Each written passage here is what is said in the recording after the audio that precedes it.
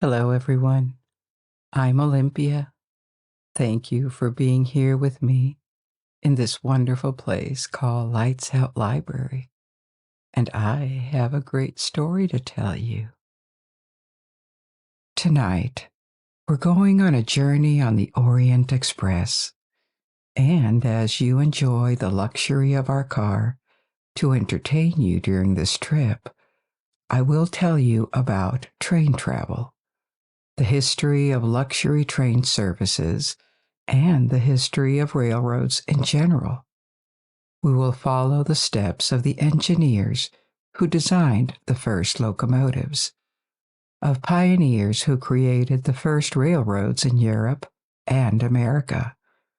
We will explore the conquest of the Far West, or Siberia, by railroads, and we will follow their revolution all the way to our time. This is going to be a long ride.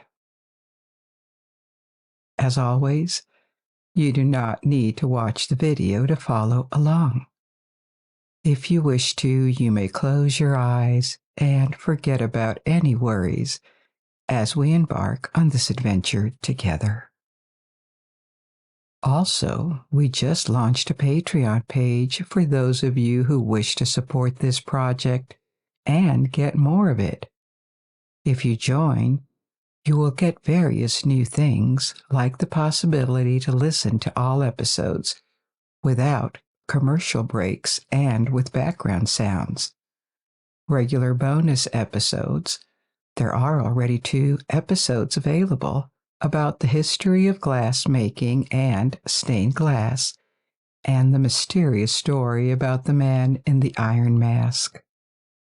You will be able to download all these audios, and you will also have your say on the choice of topics. This topic was picked by our Patreons. Advance releases and updates on upcoming episodes. We hope to see you there soon so that we may continue developing Lights Out Library, which we enjoy so much. You will find links in the description box and the first comment pinned under the video.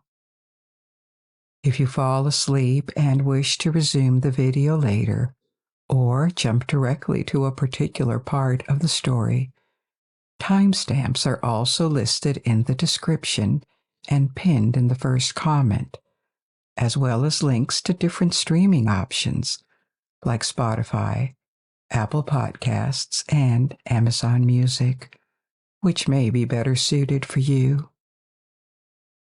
Please subscribe to our channel and click the like button, and follow us also on Facebook. But before we begin, assume a comfortable position. Take a long, deep, relaxing breath.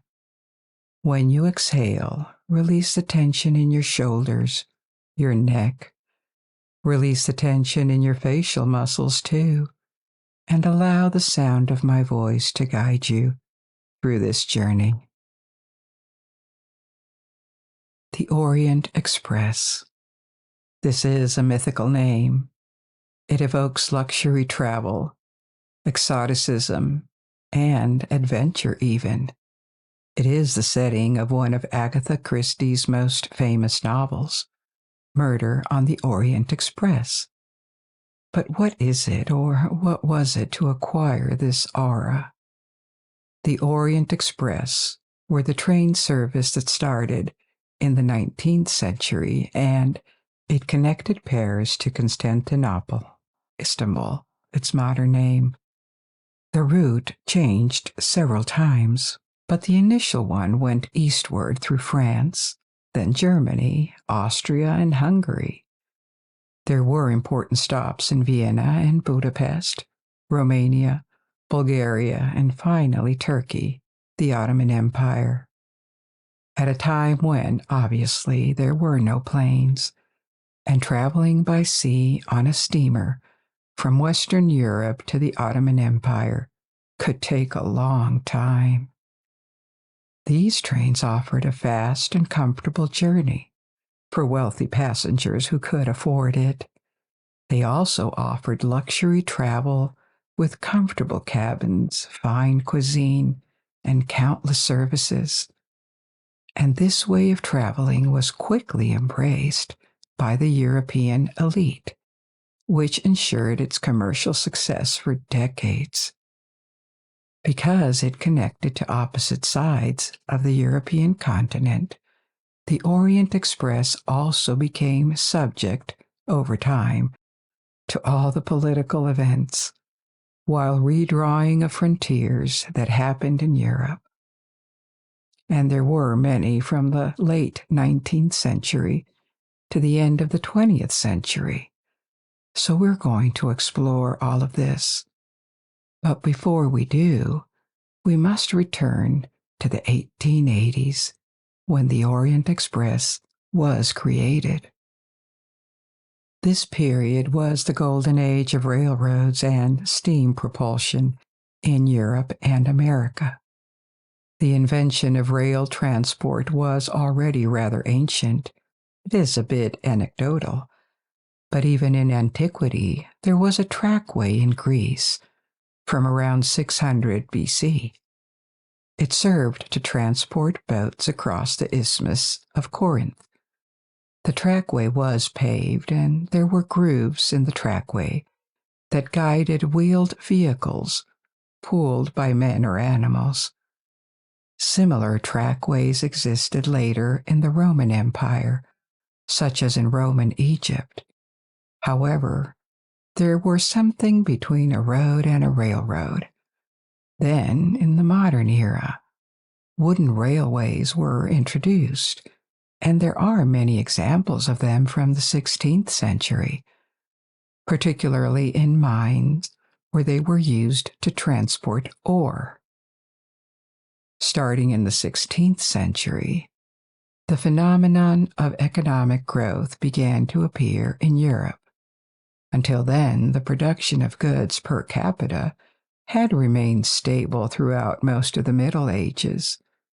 Europe was not a particularly wealthy region during this time. It is difficult to estimate precisely, but specialists in economic history generally agree that production or wealth per capita was slightly higher in the Middle East or China than it was in Europe. But for the 16th century, this started to change. This transformation was not solely due to Europeans exploring the world and global trade taking off. More and more innovations began to be utilized in agriculture, workshops, mining, leading to improved productivity, albeit at a slow pace until the beginning of the Industrial Revolution. These mining railways were one aspect of these developments, even though they still used very little metal, and they still needed to be pulled by horses or miners. By the middle of the 18th century, a technical revolution started with the introduction of the first steam engines. Using these engines to power an autonomous vehicle was still unthinkable back then, but they contributed to a large increase in iron production, mainly in Britain, which was the first country to begin its industrialization. And with the cost of iron dropping, wooden rails that were fragile could be reinforced with plates of iron, increasing their durability and the load they could bear. By the end of the 18th century, the first all-iron rails were introduced and used to transport heavy loads, such as coal, iron ore, and wood, over short distances. They were still powered by humans and animals, but these innovations represented a huge increase in productivity. Throughout the 19th century, rails were replaced with better iron and dense steel, thanks to innovations in metallurgy, making them more and more resistant and cost-effective. Simultaneously, steam engines were improved, making it possible to build the first locomotives at the beginning of the 19th century. Prototypes had appeared before, but they were not very efficient due to the lack of steam pressure, until an engineer named Richard Trevithick invented the high-pressure steam engine and used it to power a functioning locomotive in 1802. For about 20 years, locomotives served only in mines or ironworks until the opening of the first ever public railroad in 1825, the Stockton and Darlington Railway. At about the same time, in the United States and on the continent of Europe, railroad projects that would transport passengers were also being planned. The first line opened in France in 1829, in the USA in 1830, and in Belgium and Germany in 1835, and so on. From the 1830s, a network of railroads started to cover various countries. This was slow at the beginning. The lines were short. The first locomotives were extraordinarily fast for the first travelers, that they would seem painfully slow for us. But the technology of locomotives made huge progress in the 19th century. Various national models appeared, but for most of the 19th century, Great Britain remained the biggest producer, and the many locomotives were exported. The designs vary, but the heart of all of these steam locomotives is a boiler. It consists of a firebox where fuel is burned. This fuel was almost always coal, and above the firebox is a barrel where water is turned into steam. The pressure in the boiler has to be monitored using a gauge so that no catastrophic accident can happen in case the pressure reaches the barrel's working limit. The steam generated in the boiler puts cylinders in motion, and this energy is transmitted to the wheels. It also serves to activate an air compressor for the brakes and a pump that replenishes the water in the boiler. A lot of steam is ejected from the locomotive as it works, so it needs a water tank alongside the fuel tank, and periodic stops to refill these tanks. Locomotives became more and more complex systems. They included a smoke box where pressure was kept lower, so that all the smoke from the burning coal could be evacuated. More and more efficient running gears, stabilizers, because if all the wheels were coupled together, it is not going to be possible to go through curves, and the locomotive will lack stability. The wheels are mounted on two-wheeled trucks or four-wheeled buggies. These help guide the machine through curves. It is also necessary to have more than 2 or 4 wheels, because the locomotive needs to transmit pull to the train, and this requires adherence to the tracks. The first commercially successful locomotives were built by George Stephenson, a British engineer. And from these early machines, locomotives grew in size and power for almost a century, until the 1930s. During this whole period, steam continued to be the dominant power system in railroads around the world. So, from the 1830s, these first railroads that had served over short distances and only for heavy materials started to accommodate passengers. The first ever modern railway service opened in 1830 between the cities of Manchester and Liverpool, mainly because the service for goods or passengers was operated by scheduled and timetabled trains.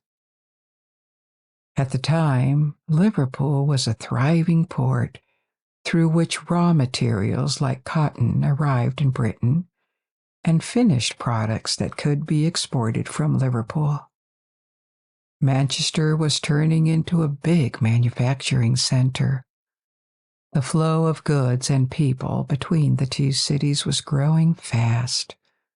The promoters of the line were pleasantly surprised to find that passenger traffic was so remunerative. The success of the first line generated many other similar projects. Even though at the beginning, in the 1830s, in various countries, people were afraid of trains because their effect on human bodies was unknown. It all sounds a bit naive to us, but never before had people been moved at 20, 30, or 40 miles per hour, and this was seen as a risk to their health. Maybe it could displace their organs and affect their heart or blood circulation. These initial worries dissipated when it appeared that nothing of the sort was happening, of course. With the technical and financial success of these first experiments, railroad mania started in various countries. Accompanying and, at the same time, benefiting from the Industrial Revolution and economic growth. In America, the first line was the Baltimore and Ohio Railroad, and in a few decades, until the 1870s, the U.S. was quickly growing economically and expanding towards the West, leading to a flurry of railroad projects. The southern states of the United States developed railways that were relatively short and tended to connect regions with ports where cotton was produced, as their economy was based on exporting agricultural products to Europe and the northern states. These kinds of railroads that did not really create a network within a territory were also what European countries built in their colonies in Asia or in Africa. Contrary to this, in the North and Midwest USA, the network connected the main cities between them. This disparity was very detrimental to the South in the American Civil War, as their trains could not be as helpful as they were in the North. After the Civil War, expansion in railroads did not stop. It even accelerated further. The railroads were built to the west, connecting better and better the far west to the East Coast and helping integrate the U.S. territory. With economic growth and fast population growth, demand for passenger transport was very high, and the railroads meant speed and safety for travelers. Although it was not absolute safety, as trains could be attacked, it was still much safer than traveling slowly by horse or by foot. Long-distance travel by train in America could still take several days, implying frequent stops to refill the locomotive tanks with water and coal. So the conditions in which passengers traveled mattered. Very quickly, trains adopted the separation of passengers between classes, depending on the price they were willing or able to pay. This led to the manufacturing of train cars, including sleeping cars, becoming a significant market, almost as important as the market for locomotives. The inspiration for the creation of the Orient Express actually came from America and the Pullman Car Company. This company was founded by a man named George Pullman, an engineer and industrialist from Chicago. He did not invent sleeping cars, but he turned them into a phenomenon in America and redefined luxury and comfort for train passengers. In 1864, he completed the first Pullman sleeper, also known as a palace car, inspired by boat cabins. Pullman was also an astute businessman. After the assassination of Abraham Lincoln, he arranged for the president's body to be carried on one of his cars on a train that had several more for the president's family. Railroad companies started adding Pullman cars to their trains, marketing them as luxury for the middle class, but more expensive still accessible to the upper middle class. In 1867, Pullman created a new kind of car that included a kitchen and a dining car. The food served on board could rival most restaurants of the day, and a lot of attention was paid to the quality of service. Pullman did not sell his cars to railroad companies. His company retained ownership of the cars, managed the palace cars, provided their personnel and service to the passengers, and paid railroad companies to add his cars to the trains. He continued to innovate and, in 1887, introduced gangways between cars, making circulation within the trains much easier with covered connections between cars. Pullman also absorbed almost all his competitors and their patents, so that by the end of the 19th century, he had a monopoly of sleeping cars in America. This pattern, where a monopoly took over an entire industry, was quite common in America in the 19th century, across various sectors, like oil or tobacco. The methods used by industrialists to establish and defend their monopoly were not always orthodox or lawful, leading to the creation of antitrust laws in the U.S. Pullman had a huge impact on how train travel evolved, and his company also built thousands of streetcars and trolleybuses until it declined and finally closed in the 1960s. Nevertheless, the name Pullman remained associated with sleeping cars and luxury travel. In 1867, when Pullman was just at the beginning of his success, a young Belgian civil engineer from a family of bankers, George Negelmakers, traveled to America and was impressed by the Pullman cars he saw. Upon returning to Europe, he decided to establish a network of comparable trains in Europe, essentially replicating Pullman's model. He would provide the cars to service and commercialize travel on board his cars, paying railroad companies for the use of their rail network and locomotives. He envisioned that his trains would travel long distances. Otherwise, sleeping cars and abundant service would not make much sense.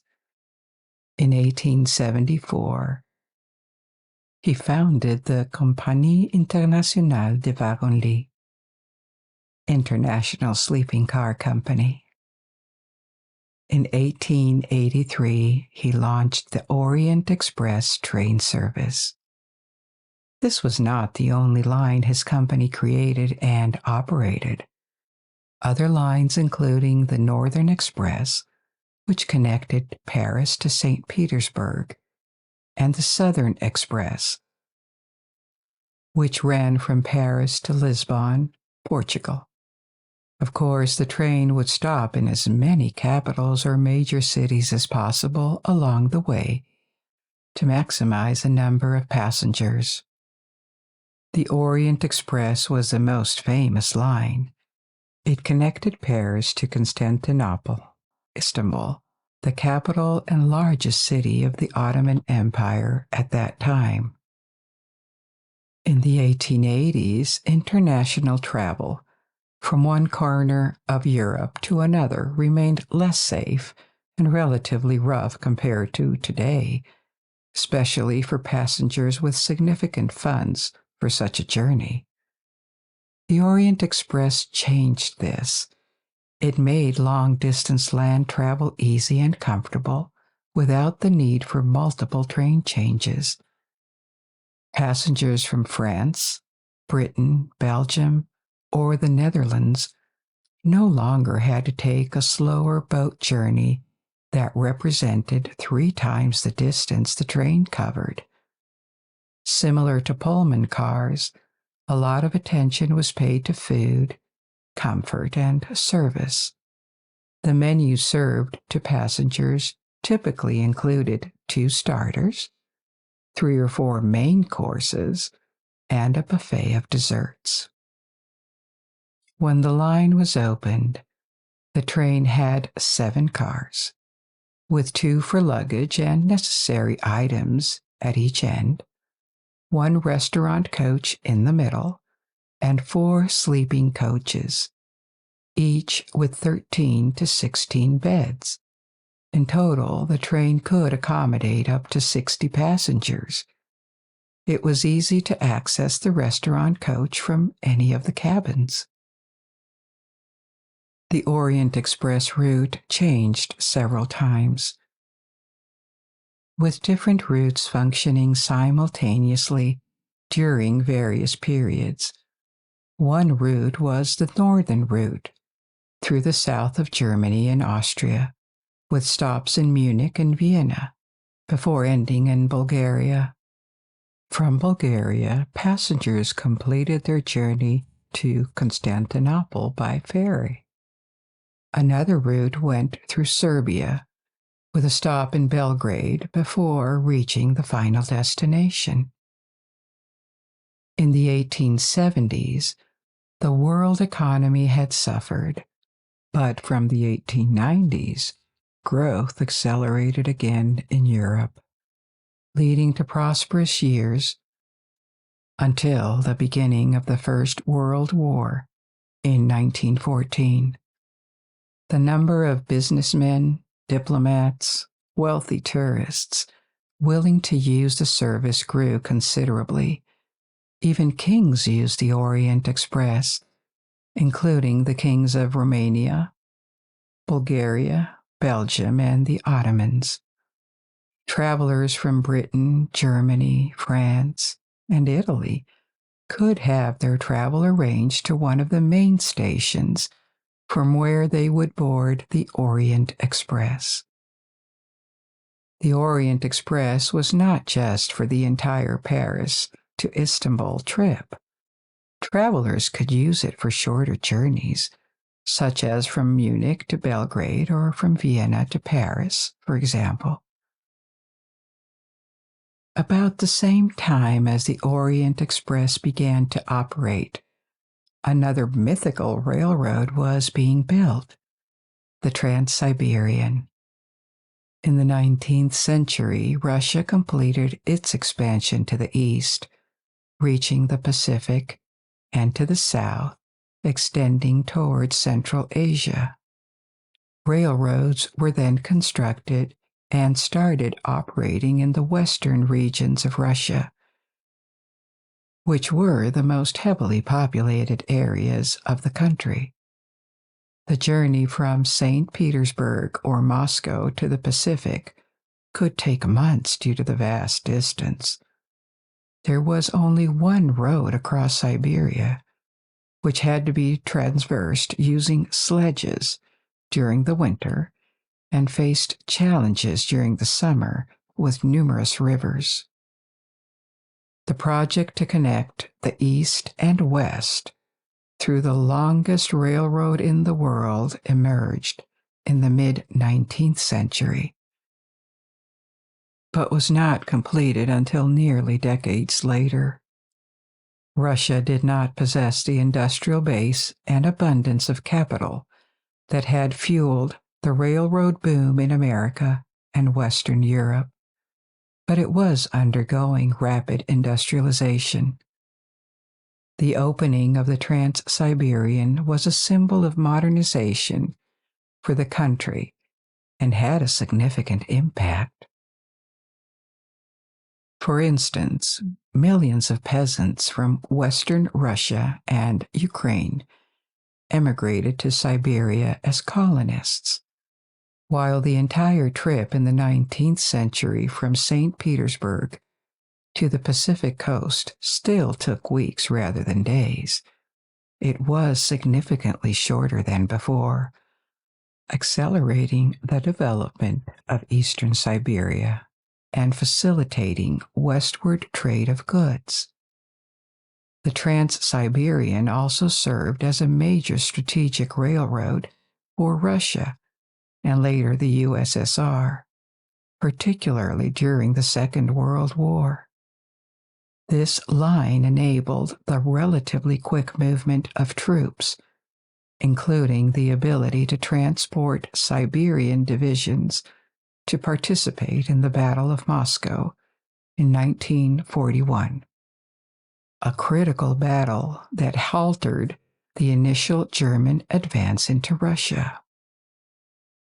Upon the completion of the Trans-Siberian, it became possible to travel by train from Western Europe, for example, from Paris to the Pacific, without the need for any other means of transport, considering that the first passenger train lines were launched just 60 years prior and were initially very short.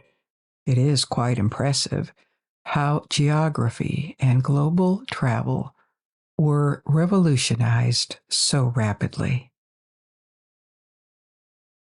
But returning to the Orient Express, it faced another setback in 1914.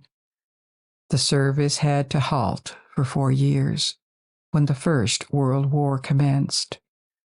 The route crossed several front lines between countries at war, making its operation impossible.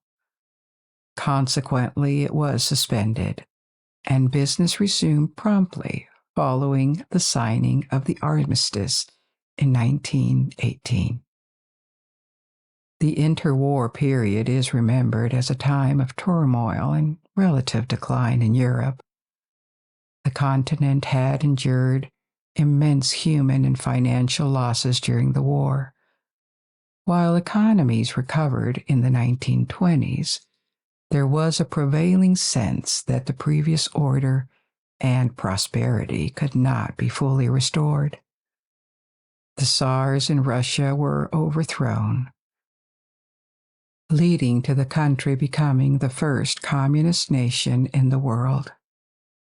Ancient states like the Ottoman Empire and Austria-Hungary had dissolved, and prominent ruling families such as the Romanovs in Russia, the Habsburgs in Austria, and the Hohenzollerns in Germany had been deposed. Following economic recovery in the 1920s, the 1929 stock market crash and the ensuing depression in the 1930s affected everyone. Despite these challenges, the Orient Express thrived during the interwar period, acquiring an aura of luxury and refinement.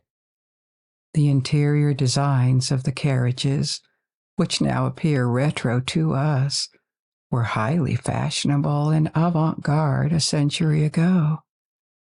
Artists and craftsmen like the glass designer René Lalique were hired in the 1920s to modernize the cars and all their furnishings, from seats to table linens and dinnerware, adopting a style that was simpler and more graphic than the elaborate decor that predominated before the First World War. Throughout the interwar period, the Orient Express attracted a host of actors, singers, artists, celebrities, enhancing its prestige and reputation.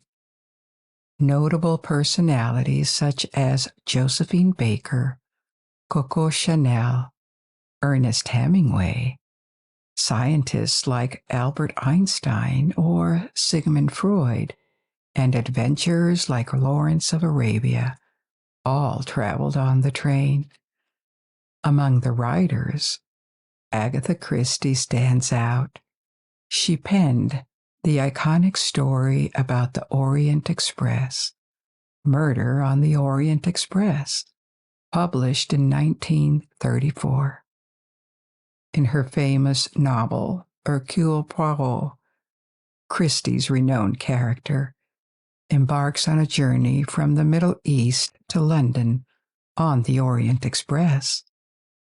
The train becomes stranded due to heavy snowfall, leading to the discovery of a murder among the diverse groups of passengers. Poirot takes on the investigation. Murder on the Orient Express remains one of Agatha Christie's most celebrated works, a quintessential whodunit story. The novel's success is attributed to its rich cast of characters and the captivating backdrop of the Orient Express, leveraging the train's already mythical status and adding to its allure. Additionally, during the interwar period, the outside design of the train cars, featuring the company's name in gold against a blue background, became a trademark. Murder on the Orient Express unfolds a new route inaugurated in 1919, which traversed France, Switzerland, Italy, and stops in Milan and Venice, before heading to the Balkans, following the opening of a tunnel between Switzerland and Italy. The 1930s marked the zenith for the Orient Express. However, the service was disrupted again in 1939 at the onset of World War II, but resuming after the war's conclusion.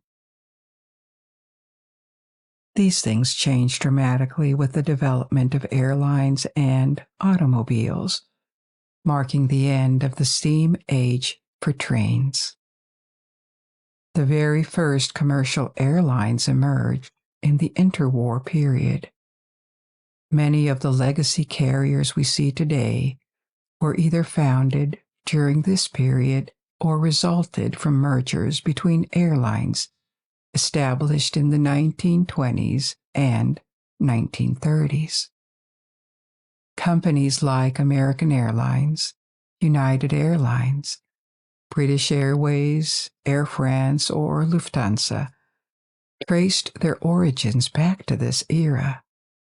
While these companies, or their predecessor companies, were in existence before the Second World War, the 1950s and 1960s witnessed a significant surge in air transport. Innovations such as jet engines and pressurized cabins made air travel faster and more comfortable. In the 1920s, air travel was arduous.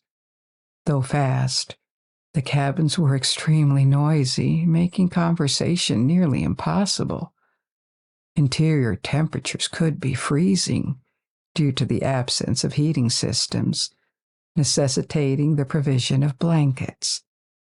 The lack of pressurized cabins meant planes had to fly at low altitudes, restricting the potential altitude passengers could safely reach.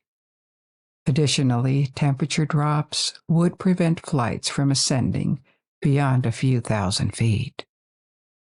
However, by the 1950s, planes had transformed into comfortable modes of travel, surpassing trains in terms of speed. Journeys that once took days now could be completed within hours, leading to a decline in long-distance train travel in Western countries. In the case of the Orient Express, its decline was exacerbated by the rise of communist regimes in Eastern European countries, resulting in stricter border crossings and extended checks that slowed down the service. Furthermore, rail conditions in countries like Romania and Bulgaria deteriorated, leading to increased technical stops and disruption to timetables. The historic Orient Express service came to an end in the 1970s. While the name lived on for other routes, these newer services bore no relation to the historical Orient Express beyond the name and the east-west direction. The company that had operated the service for nearly a century had diversified into hotels and travel agencies before eventually being acquired. Following World War II, a general decline in long-distance railroads ensued. Rail systems underwent modernization, with steam locomotives being phased out in favor of cleaner and faster diesel and electric engines. While these advancements represented an improvement over earlier trains, they still struggled to compete with airplanes and individual cars on long-distance trips. Throughout the 1950s, 60s, and 70s, train passenger numbers dwindled in both America and Europe, although the trends diverged slightly. In the United States, trains never fully recovered as a preferred mode of transport for passengers, predominantly serving as cost-effective carriers for bulky freight over long distances.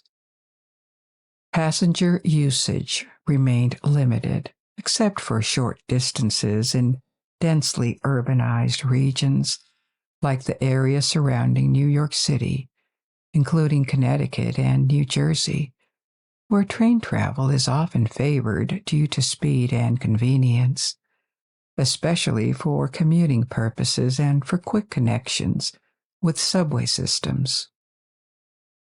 In Europe and Japan, trains experienced a revival starting in the 1980s, particularly in highly urbanized areas, owing to the introduction of high-speed trains.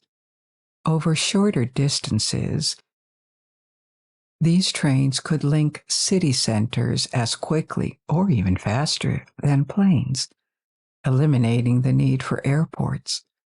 Operating at approximately one-third of the speed of jet planes, high-speed trains could effectively compete on certain routes. The inception of modern high-speed trains dates back to Japan in 1964, with the launch of the Tokaido Shinkansen, commonly known as the bullet train. However, the development of electric high-speed trains has a long-standing history that predates this milestone.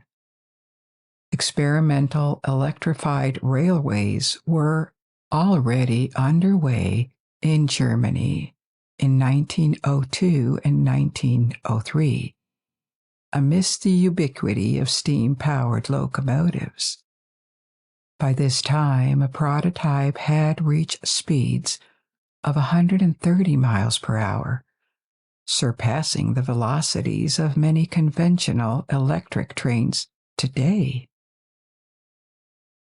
an overly ambitious project for an electric railroad between New York City and Chicago in 1906, spanning 750 miles, with trains projected to reach 100 miles per hour, never came to fruition beyond a small completed segment.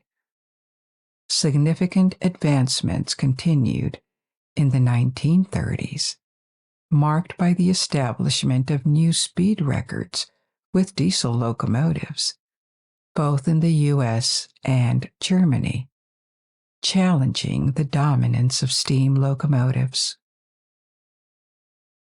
Despite the resilience of steam engines, by the 1930s, cutting-edge steam locomotives could propel trains to speeds approaching 100 miles per hour, with Great Britain setting an absolute speed record in 1938 at 126 miles per hour, surpassing the 200 mile per hour mark initially occurred in the 1950s, with French electric locomotives paving the way for the launch of the Japanese Shinkansen in the subsequent decade as the fastest operational line at the time, facilitated by specially designed tracks to accommodate high speeds and sharp curves.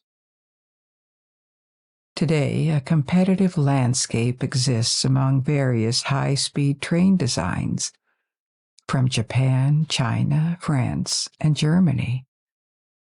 The conventional wheeled passenger train speed record stands at 357 miles per hour, achieved by the French high-speed TGV. Magnetic levitation, maglev, trains represent another frontier, leveraging magnetic technology to suspend trains above tracks and propel them at even higher velocities. The current speed record for maglev trains is held by a Japanese prototype at 375 miles per hour. The ongoing battle between trains and planes persists, with trains holding their ground, particularly for shorter journeys, while trains have conceded to planes for long-haul and transoceanic routes. High-speed trains may narrow this speed gap in the foreseeable future. Nevertheless, the era of luxurious Pullman cars that epitomized running hotels on rails, like those popularized on the Orient Express, has likely passed permanently. The dwindling market demand and changing preferences signify the end of an era, signifying the definitive disappearance of the Orient Express as it was known. We've come to the end of our little journey tonight. I hope you enjoyed this adventure, and I invite you to discover and learn more. Now you can let go and sleep, or you can pick another story from my ever-growing library. And until we meet again, good night. Sleep well.